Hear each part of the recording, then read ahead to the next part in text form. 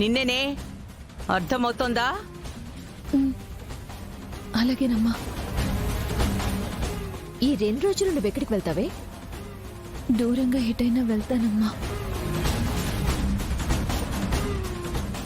వద్దులే, నువ్విక్కడే ఉండు, ఎట్టూ వెళ్ళొద్దు.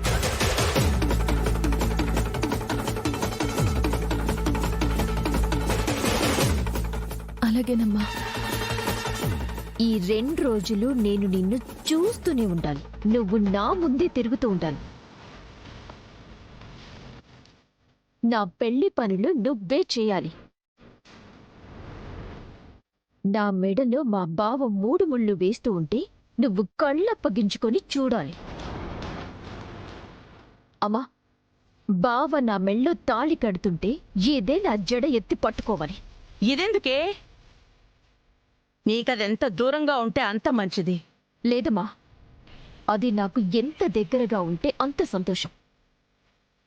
లక్ష్మి, నన్ను పెళ్లి కూతుర్ని చేసేటప్పుడు కూడా నువ్వే ఉండాలి. అలాగేనమ్మా. ఒక రకంగా ఈ పెళ్లికి పెళ్లి పెద్దవి నువ్వే. వెళ్ళు, వెళ్ళి నీ పని నువ్వు చూసుకో.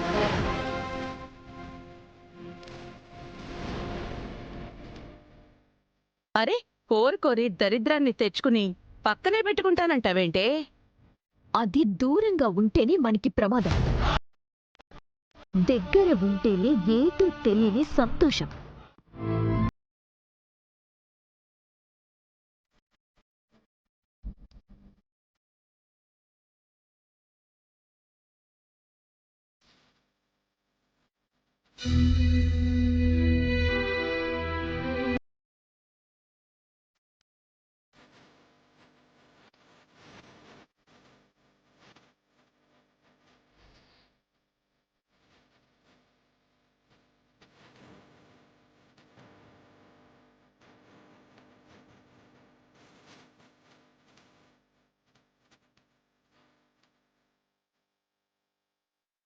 నేను బ్రతికుండగా నీకు ప్రతి సంవత్సరం ఇలా ఆప్తికం చేయాల్సి వస్తుందని అనుకోలేదురా.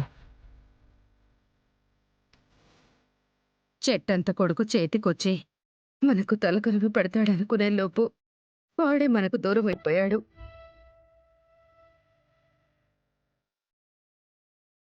వీడు కూడా వీళ్ళ నాన్నలాగే ఎక్కడో విదేశాల్లో చదువుకొని బిజినెస్ చేస్తూ అక్కడే ఉండిపోవాల్సిన వాడు.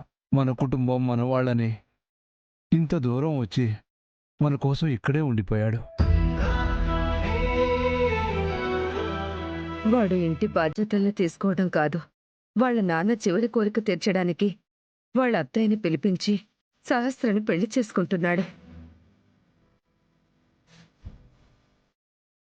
ఇప్పుడైనా అన్నయ్య ఆత్మ శాంతిస్తుందేమోనమ్మా. ఖచ్చితంగా వాడు ఏ లోకాల్లో ఉన్నా ఇదంతా చూస్తూనే ఉంటాడు. అక్కడి నుంచి వీళ్ళిద్దరిని ఆశీర్వదిస్తూనే ఉంటాడు.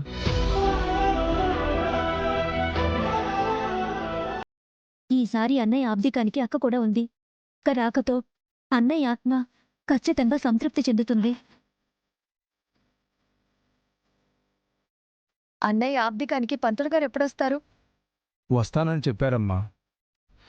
ఏమండి, పంతులు గారు చెప్పిన పూజ సామాన్ తెప్పించారా? మర్చిపోయాను. పంతులు గారు కొన్ని తీసుకొని వస్తా అన్నారు. మనల్ని ఈ లిస్టులో ఉన్నది తీసుకురమ్మని చెప్పారు. ఇటివ్వండి, నేను వెళ్ళి తీసుకొస్తాను. నువ్వు ఆప్తికంలో కూర్చోవాలరా, నువ్వు ఉండు. లక్ష్మి, ఎట్రా.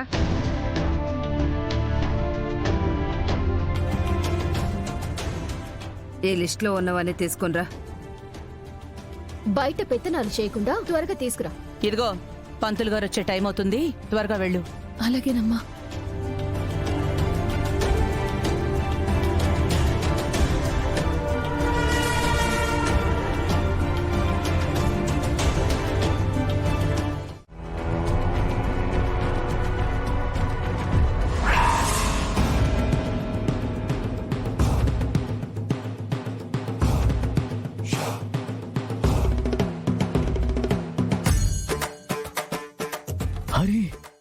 హరికృష్ణ గారు,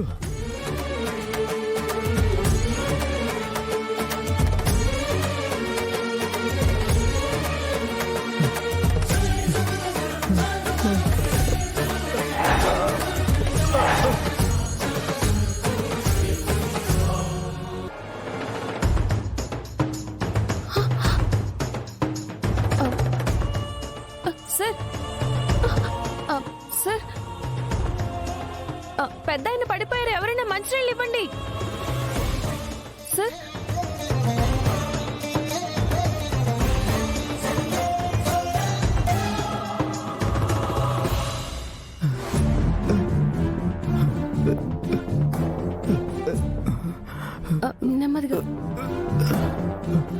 ఈ వాటర్ తాగండి. అమ్మా.